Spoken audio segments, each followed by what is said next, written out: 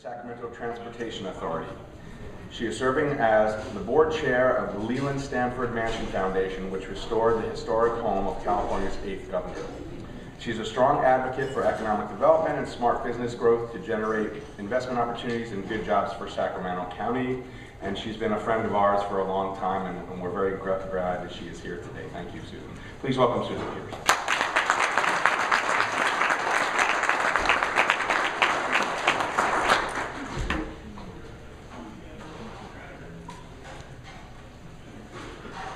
Thank you. It's really nice to be here, and it's nice to see all of you. Carmichael has such a wonderful group of citizens who care so much about their community. It's nice to see you all get together on a regular basis, and this chamber has done a great job of growing its base and bringing together people to exchange ideas and hopefully garner some business, the most important thing. I thought I would share some of the challenges facing Sacramento County and the progress that's being made. I know y'all read in the newspaper and hear in the news, and I wanted to try and put a picture on it for Sacramento County. I guess the bad news is there's no sign of the immediate economic turnaround in Sacramento County, but Sacramento County is taking this time to improve efficiency and become more cost effective in terms of service delivery and adapting programs that are financially sustainable. The budget challenge, I think for the last 4 years you've had me come before you and talk to you about budget challenges. This is our 4th consecutive year of declining revenues. In fiscal year 8-9, our budget was $5.2 billion and we had over 14,000 employees. Now our budget is $3.5 billion and we have 11,300 employees. We've cut over 3,200 employees. So that's more than 20% of the workforce of Sacramento County.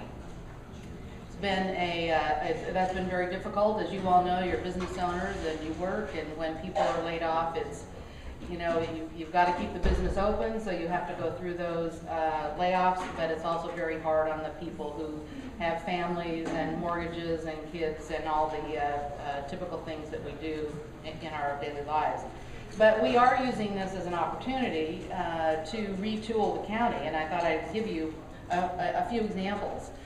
In the way of public-private partnership business models, at Mather, our homeless program, a good chunk of it has moved to Mather, and we've turned it over to the Volunteers of America, which is a nonprofit group, and has saved the county over $1 million in administration.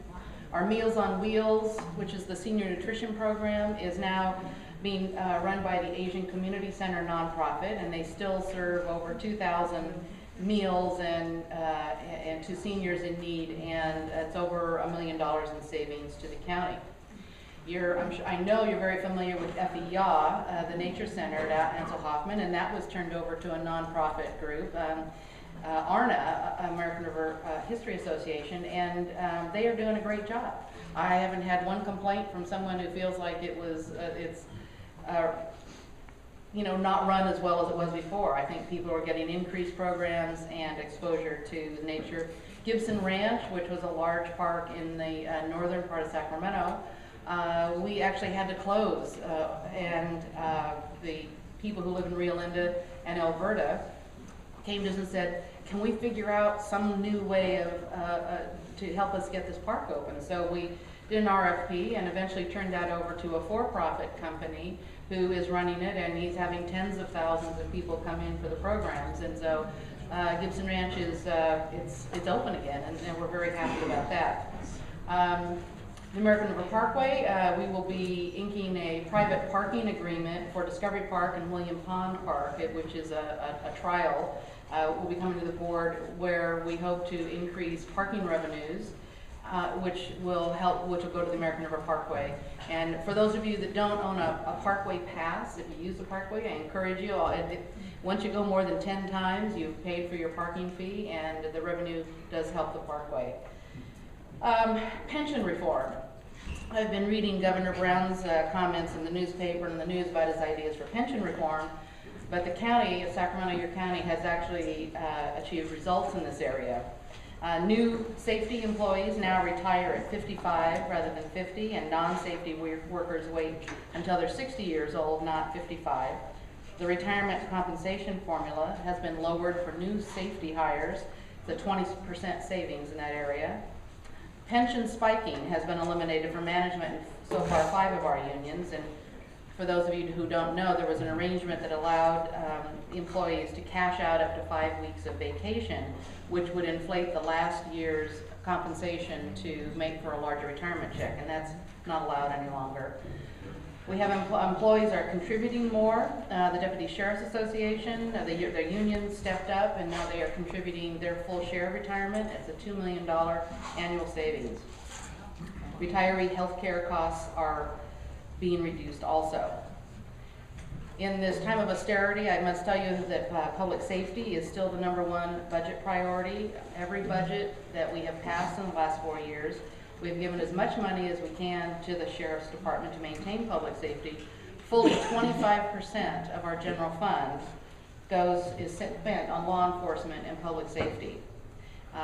Some good news in that area, and you may remember this, but John McGinnis and I went to Washington, D.C., and so we've discovered we had the same birthday within a day or two, and we tromped up and down the halls in the Department of Justice, and we ended up getting the largest grant in the nation for our Sheriff's Department, over $11 million, which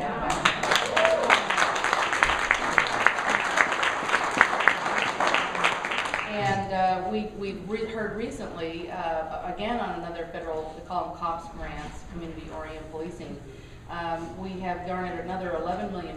It's the city of Sacramento got $8 million, and those dollars are to go for a joint task force to look at gang and youth violence. So that is another good thing that will be happening. I guess the bad side of this is they're 3-year grants, and we'll have to deal with those grants going away in 3 years, but right now I think we're in the take the money and let's deal with that later, and maybe something good will happen. One of the areas a lot of people have been asking about relative to public safety is AB 109, which is the state's legislative proposal to have nonviolent, non-sexual, non-serious prisoners kept here and not go to state prison. The process started in October. There are two types of offenders: parolees who would have been supervised by the state, and inmates who would have been sentenced to state prison. And the state is passing money to the counties. We don't believe it's enough. The local governments have come together, and you will see a constitutional amendment on your ballot next year, which will put it into, make a constitutional amendment to make sure that the state continues to fund these programs. Our big fear is that, they send us money the first year, and then afterwards they kind of forget about it, and go on to some other program, and the money that would come for law enforcement would not be enough. The money that is coming, the probation department will get part of it for a day reporting center that provides oversight of parolees. The Sheriff's Department is still responsible for inmates. And recently there was some debate, you probably saw in the media, about how the split of the money should go. Should it go for programs to hopefully turn people around, or should it go for beds in the jail? And part of the legislation was that this would be decided by a committee of the sheriff, the police chief, the presiding judge of the court, the district attorney, the chief probation officer, the head of social services, another one I can't remember. But they did vote 4-3 to divide the money this year so that we could refurbish some beds in the jails. We are in great fear that we will not have enough beds to put all these new prisoners, and what that will happen is when they come in this door, there's going to be some going out the back door, and we want to stop that as much as we can. So we're adding 275 beds at the Rio Consumes Correctional Center. It's an older facility, which makes it more expensive to run, but we felt that this first year the money should be split up so we have the beds, and then next year, if the committee decides that it wants more money for social services in that area, we can talk about that then. And the other fear we have is that the money comes in for the jails and for the social programs, but the other things that happen is it gets a lot more expensive, and because the county will then become responsible for all the health services and the psychiatric services. When you have long-term prisoners, there are a lot more lawsuits. And the sheriff tells me that when you have prisoners that have been in jail for a long time, it brings a lot of other problems like gangs, which evidently you don't normally have in a county jail where inmates are there for 1 year. So everybody's kind of in a state of flux and not sure how it's all going to work out, but that's something I'm sure we'll have a continuing conversation on as time goes on. In the positive side, a milestone last week, the county passed a new general plan. We've been at it for longer than I've been on the board, so we were very happy to have that over with. We had 57 meetings of the Board of Supervisors and close to 180 meetings in the public around the unincorporated area. So it was nice to actually make a decision to move forward. The new plan does not expand our urban growth area, but it does establish a rigorous process for landowners to request master planning of an area. And then the board would approve new neighborhoods provided the growth meets certain criteria, which are laid out in the general plan. The basic tenet of it is that the property needs to be contiguous to existing urban growth, and it must be near transit and employment or provide transit and employment. I think one of the reasons this took so long is there were so many changes in the last 10 years. We were growing like mad. We added 200,000 people to this region, according to the U.S. Census. And our general plan first was aimed for that number, right? And then in the middle, we had this economic situation that we're in, and the numbers are now declining. So the staff and the board were at one time planning for 100,000 new housing units, and now it's down to 50,000 new housing units. Then we also had 2 new state laws that came into play during that time, which are AB 32, which is the greenhouse gas law, which will, the goal of that is to reduce greenhouse gas emissions to 1990 levels by the year 2020. And then a bill called SB 375, which is it was new also, and it makes sure that SACOG, which is the Metropolitan Planning Organization, which I happen to be chair of this year, that the projects and transportation funding are related to the land planning. So it ties together that regional transportation planning and housing efforts for the first time. And the county's updated general plan reflects those laws. And so there were a lot of changing things going on, and that's one of the reasons it took so long. But I do think a lot of people are saying, well, are we going to have any growth in the future? And I think we will have growth in the future. And I really think it's because we have an affordable market, more affordable now than it was 5 years ago. And it's a really nice place to live. And, and people who come here from other areas can't believe what a nice place Carmichael and Sacramento, this area is to live. And so that is a basic tenet. I think we will have growth. I just came from a meeting on the next economy. You may be seeing this in the paper. That's the planning effort by several nonprofit organizations, the Metro Chamber, Valley Vision, SACTO, and SARTA, which is the Technology Alliance. And that is a group that has saying, we need to figure out what we're going to be now. We, in the early 90s, we thought we would be Silicon Valley East. We had some success in that era. We brought Intel, NEC, HP, and really a lot of state laws drove those businesses, their manufacturing businesses, out of California. So now we need to figure out what we're going to be next. And so there's an effort, hopefully announcements by next summer, of a consensus of the community on what kinds of business and economy do we need to be aimed at. And it'll be very helpful for not only the private sector businesses, the colleges, what kind of graduates do we need, local government, what kind of land planning do we need, and how all those things work together. So I invite you all to maybe attend. They're going to have 2 or 3 more big meetings. Next one's at the CSUS Alumni Center. Economic development, new airport terminal. Anybody been there? Yeah, looks pretty nice, doesn't it? Yeah. This project, economic impact, was $2.8 billion. It had a $900 million payroll, and over the length of the project produced over 21,000 jobs. I think if you've been there, you would say that this is an airport that reflects the position of Sacramento as the capital of California. And we just need to keep people flying and, and pay for it. But it did come in on time and under budget. Actually, it came in a month early and under budget, so that's a good thing. Also in the area of economic development, a few months ago we adopted the Fair Oaks Boulevard Corridor Plan, which you all know because we adopted the Chamber's recommendation to, yes. So the special planning area will concentrate on the main street of Fair Oaks Boulevard. It allows a streamlined permitting and planning process, and similar to Fulton Avenue corridor plan, it will allow property owners to react to market conditions and preserves quality of design.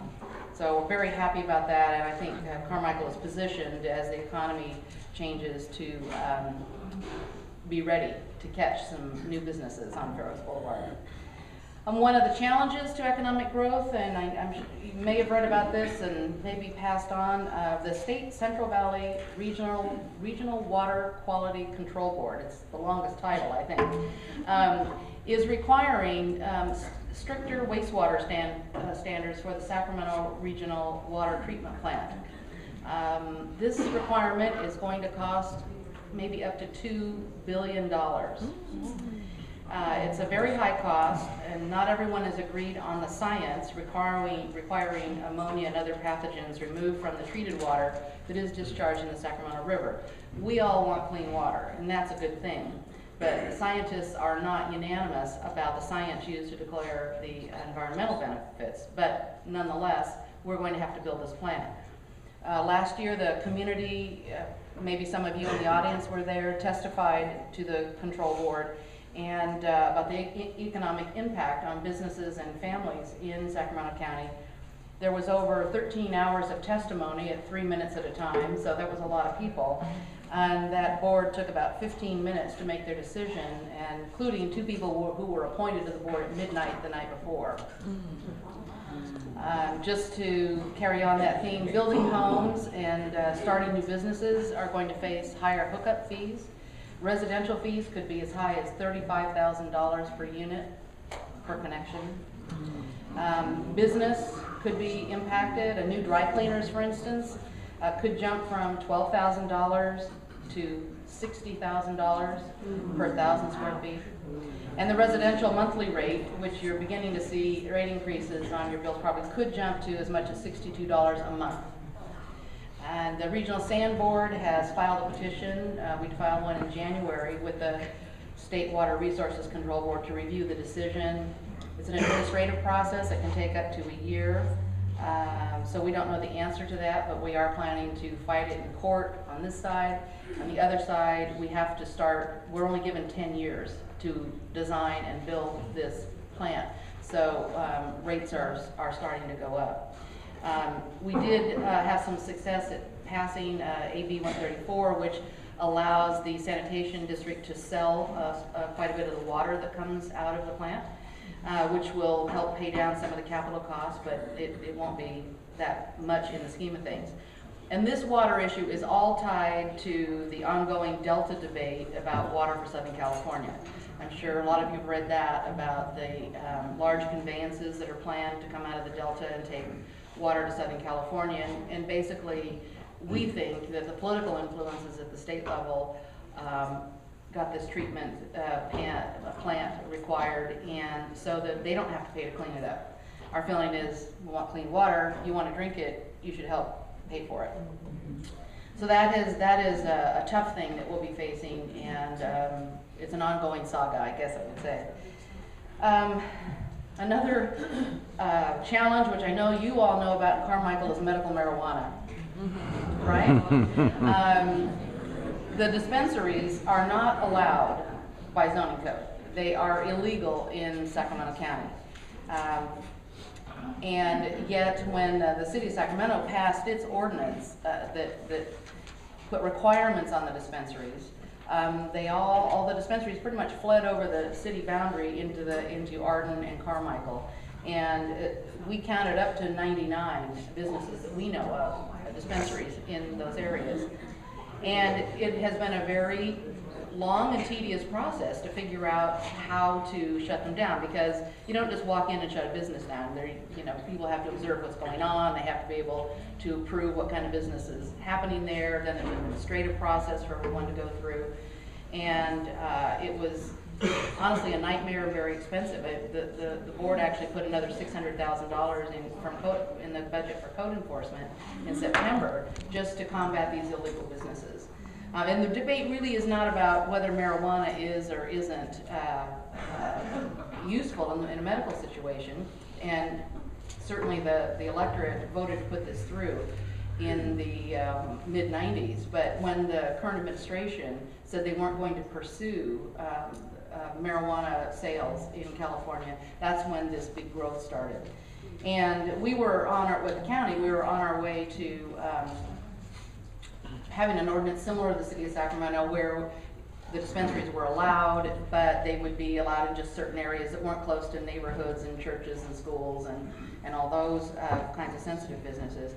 But we meantime came up with a new idea, which was to go after the landlords. And we found, in digging through those piles of rules that we've got, we found that we had the ability to enforce a fine of up to $1,500 a day for landlords. Yeah, the cough, cough. Yes.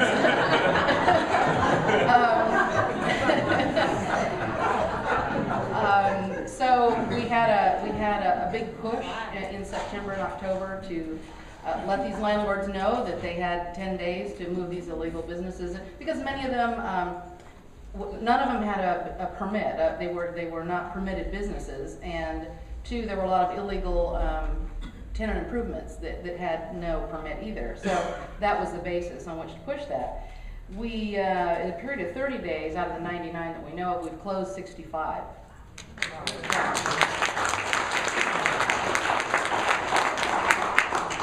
It is a confusing situation. State law allows government to regulate dispensaries from the land use perspective, but we have 58 counties and almost 500 cities, and every single one of them has a different ordinance. And the legislature really should figure this out. People voted for it. It's up to the state government to regulate it and tell local government, what we can do with it. And really the legislature and the courts need to figure it out. In the midst of all this, the federal government changed its mind and decided it would get into the business of regulating, or not regulating, but enforcing the federal anti-marijuana laws. And the U.S. district attorneys in the state of California, around mid-October, declared, I guess, war on the dispensaries, and they have been arresting people, fining people, taking them to court. And so I think everything's kind of at a standstill right now. And we put our ordinance pretty much on the shelf and said, okay, let's let the legislature, the courts, the federal government, the state government figure out what it is we're supposed to do with this, and then we will know what to do the next time it comes around. So I hope that I've given you some insight into some of the challenges faced by the county, and you would leave today knowing that we are responding to the challenge. We have a balanced budget. We're being innovative through program delivery, using public-private partnerships. We're achieving real public pension reform, and we're maintaining public safety. We've adopted a new general plan to guide future growth, and we're fighting to protect Northern California water. And we're going to encourage economic development by investing in major capital projects and streamlining processes so the private sector can invest. And then I have one big announcement that you're the first to hear here, and that is the Fair Oaks Boulevard Corridor Plan, I just found out, is receiving a $4 million grant.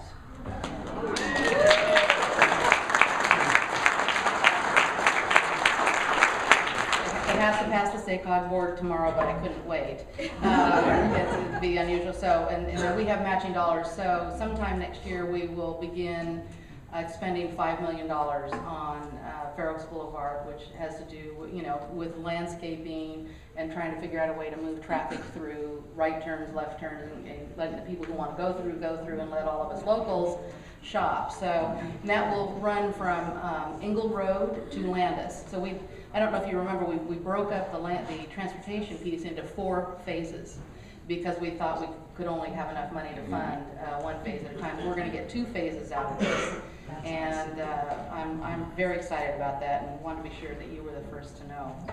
So that's my story today, and I'd be happy to answer any questions. Linda. How has the redistricting affected your 3rd district and Sure.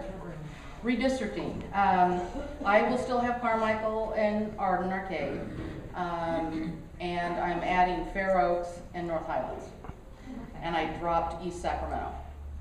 So it was again back to the population growth of 200,000 in Sacramento County.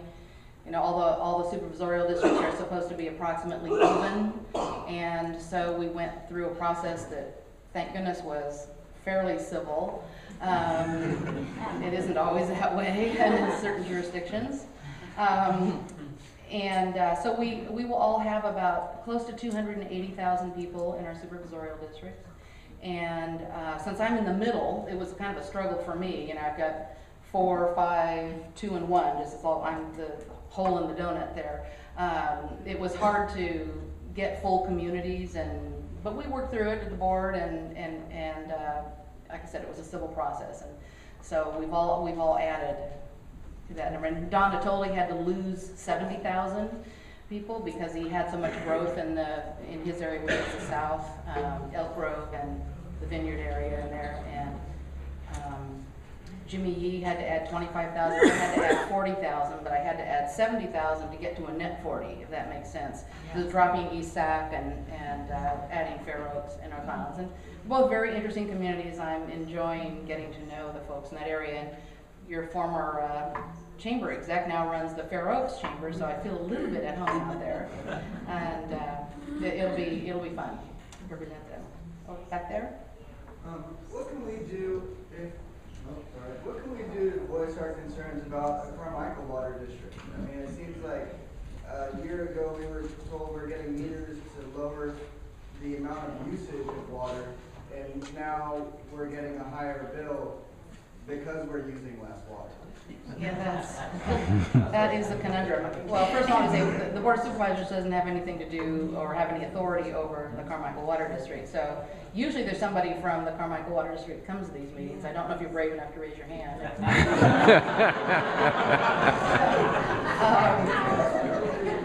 But that is what I've been seeing happening in the way of electricity too. We're using less, but they're geared up for more, so you have to pay for it anyway. And I don't have the answer to that. I'm sorry. I think I will sidestep that and let someone from the water district. But that's where you need to send your thoughts, is to the Carmichael Water District Board, and you can run for the board if you like to. Yes. Can you speak a little bit about the backflow assembly and the copper thefts that are so rampant right now, as far as how we're treating the recyclers, to deal with that, because it's a big impact on our pocketbooks right now. Yeah, I can. Howard, did you plant that question? We actually, in the next month, we have a recycling urgency ordinance that's coming to the board as a result of all these tests. There's 2 problems. There are the local recycling centers, which I would just back up and say, because of the economic decline, we have a lot of empty office buildings and shopping centers. We're seeing nuisance type businesses pop up in these, and so we will be discussing whether those kinds of businesses need to have a conditional use permit, where the community gets to come out and make their comment on whether they want a recycling center near them. Then we have the larger recycling centers where the major copper theft is going, and I've been asking the county executive and the departments to put their heads together and think about this, because one of the things we're seeing, for instance, is all of our light poles that are out here along Fair Oaks or in your neighborhood have a little panel at the bottom that they can open to fix the lights. Well, the thieves are backing their cars and trucks up to these. They wrap the copper wire around the bumper and take off, and it's all over in a minute or two. And I was meeting with the new commander of the CHP, and he said they'd had $400,000 of damage on freeway lights on Highway 50 in a very short period of time. And it costs $400,000 to fix all those lights, but they get very little money for it in the recycling centers or in the recycling businesses. So we're looking at that. I'm very aware of it. And like for instance, our DOT costs are going to go up. We don't have money in the budget. Hadn't planned to be replacing all these lights, and for every time they pull the wire out of a neighborhood circuit, there could be up to 50 lights in your neighborhood on that circuit. So it's kind of tough. I mean, the sheriff is stretched thin. You know, if you saw someone stealing copper, I don't know that you'd get a call because it's not a bodily injury kind of crime. We are now getting, I'm told Sheriff Jones is going to give us a person on his staff to report the crimes to. And so it's a priority of spending kind of problem for us, but we are going to go through definitely in the next few weeks and have a discussion about how we want to permit those or not permit businesses that are starting up around town. And if we can reduce those, then I think we'll be better off. Yes? Are the recyclers allowed to just take in any copper that comes their way? Yeah, they have to take a name and an address, and I don't know if it's a fingerprint. I can answer that for you. Okay. As the plumber of the group here, I recycle my copper all the time, and right now it's $1.80 a pound. But the recyclers, when you go here, are supposed to take your driver's license, your fingerprint, and check your driver's license matches your registration for your vehicle. They don't do that. Right. They don't do that. They're supposed to, when they do everything right, you're not supposed to get your check from the recycling of the copper for 10 days. They don't do that. They give it to you right then and there, cash. So it's all not really the people stealing the copper, although they are bad people, but it's really the recyclers who can enforce the laws that are running in effect, that are not enforcing the laws, because they just give you the cash and you walk away. Yeah, we are aware of that, and then again, that gets down to enforcement. You can, are you going to have a sheriff's officer or a code enforcement person there saying, well, how come you didn't take their fingerprint and their address? And it's just impossible to enforce. So we're hoping that if we have a conditional use permit requirement that makes it a little bit harder for people to open these kinds of businesses, that they'll value their business a little more and play by the rules. It's a tough situation, certainly. I mean, yes? How many, there's like 7 recyclers, or not that many, right? There's a handful of them, if I understand it correctly. Well, there's the big recycle centers that take acres of, and people bring in air conditioners and cars and things like that. And then there's all the kind of shopping center and gas station and I'm on the corner and no one sees me kind of, places where you would think of that you were going to take your Coke cans and beer cans and stuff, but they also buy copper.